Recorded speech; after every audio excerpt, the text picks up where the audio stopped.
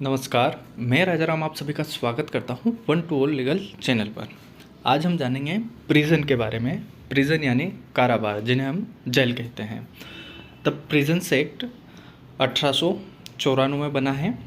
इसमें प्रिजन्स का administration and इसके प्रकार पढ़ेंगे कि क्या क्या इसके प्रकार हैं। एक लाइन है जो गांधी जी ने कही है कि अपराध एक रोगग्रस्त दिमाग का परिणाम है और जेल में इलाज और देखभाल के लिए अस्पताल का माहौल होना चाहिए। इससे जो है अपराधी जल्दी सुधर जाते हैं, ऐसा उनका कहना था। द प्रिजन एक्ट 1894 में इसकी डेफिनेशन दी गई है सेक्शन 3 के सब सेक्शन 1 में। ये पढ़ेंगे अब हम। कारागार का अर्थ है कोई जेल या स्थान जिसका उपयोग किसी राज्य सरकार के सामान्य या विशेष आदेशों के तहत बंदियों की नज़रबंदी के लिए स्थायी रूप से या अस्थायी रूप से किया जाता है, और इनमें सभी प्रकार की भूमि और भवन शामिल हैं। लेकिन इसमें शामिल नहीं है विशेष रूप से पुलिस की हिरासत में बंदियों के कारावास के लिए कोई स्थान। दंड प्रक्रिया संहिता 1882 का 10 की धारा 541 के तहत राज्य सरकार द्वारा विशेष रूप से नियुक्त कोई स्थान, और कोई भी स्थान जिसे राज्य सरकार द्वारा सामान्य या विशेष आदेशों द्वारा अनुषंगी जेल घोषित किया गया हो। अब इसका हम प्रशासन पढ़ेंगे, एडमिनिस्ट्रेशन। कि भारत में जेल प्रशासन, जेल उन लोगों के लिए आवास की जगह है जिन्होंने अपराध किया है और मुख्य रूप से आपराधिक प्रकृति के किसी भी अपराध के कमीशन के लिए मुकदमा चला रहे हैं।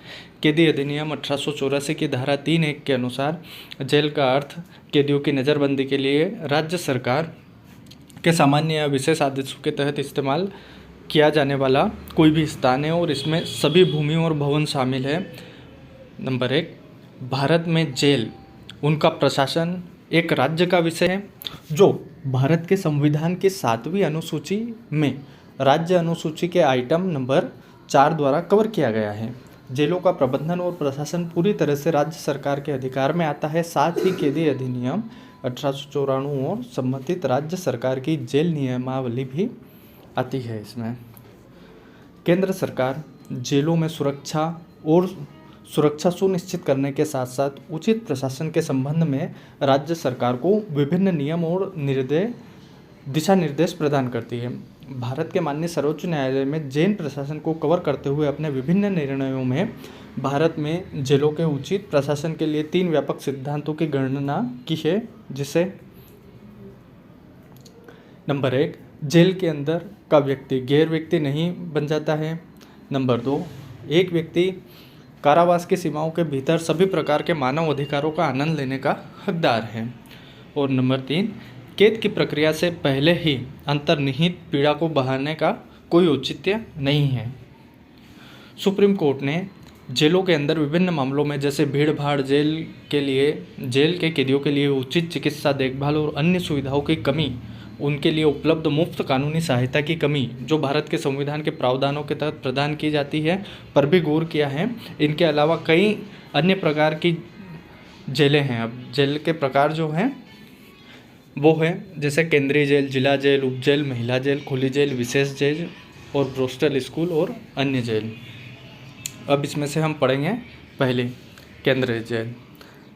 केंद्रीय जेल के रूप में वर्गीकृत होने के लिए सूचीबद्ध मानदंड अलग है और एक राज्य सरकार से दूसरे राज्य में भिन्न होते हैं। लेकिन भारत में एक प्रवृत्ति के रूप में देखा गया है कि जो व्यक्ति ऐसे अपराध करते हैं जो लंबी अवधि अर्थात 2 वर्ष या उससे अधिक की अवधि के लिए सज़ा के हकदार होते हैं, वे अक्सर केंद्रीय जेलों तक ही सीमित रहते हैं और इन जेलों में एक अन्य जेलों की तुलना में बड़ी क्षमता और अधिभोग, इन जेलों में पुनर्वास जैसी अतिरिक्त सुविधाएं होती हैं। सेंट्रल जेल की सबसे बड़ी संख्या दिल्ली में है जहां 16 है, और उसके बाद मध्य प्रदेश है जहां 11 है। डिस्ट्रिक्ट जेल, जिला जेल वे उन राज्यों और केंद्र शासित प्रदेशों के प्राथमिक जेल के रूप में कार्य करते हैं जहां केंद्रीय जेलों की उपलब्धता नहीं है।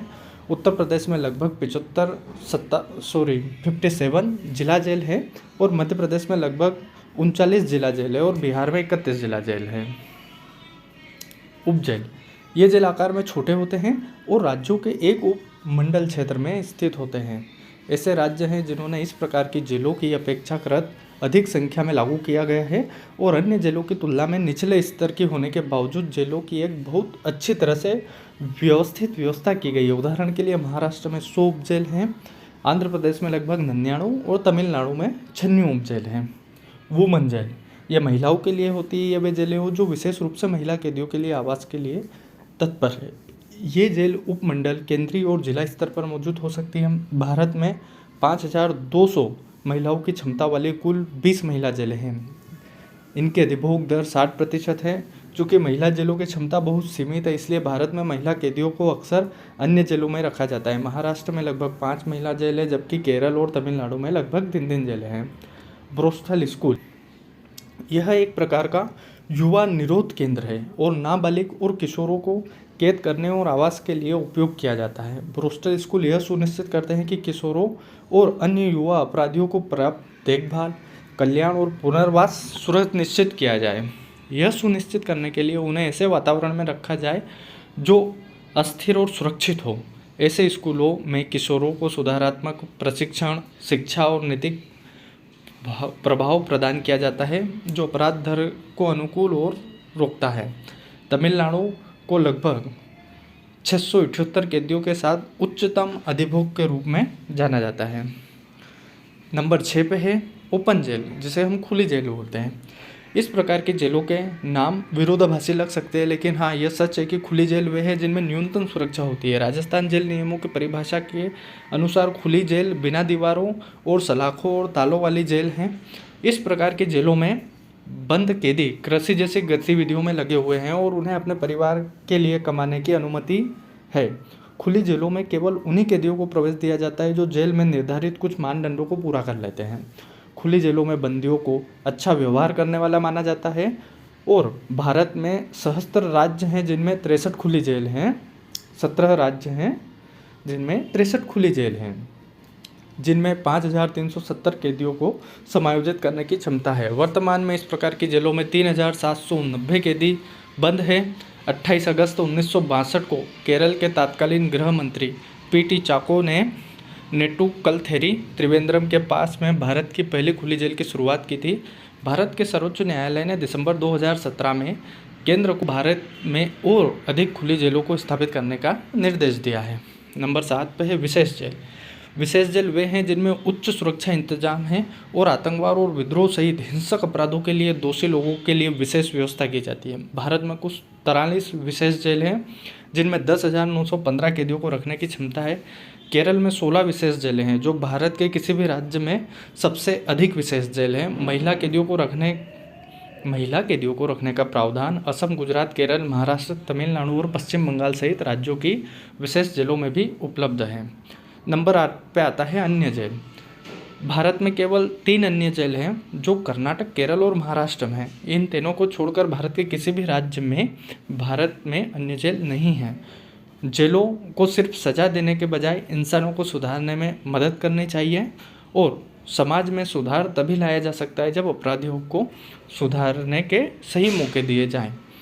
तो आज हमने पढ़ा जेल प्रशासन, उसका प्रिजन कारागार क्या है, उसका प्रशासन कैसे होता है और उसके कितने प्रकार हैं।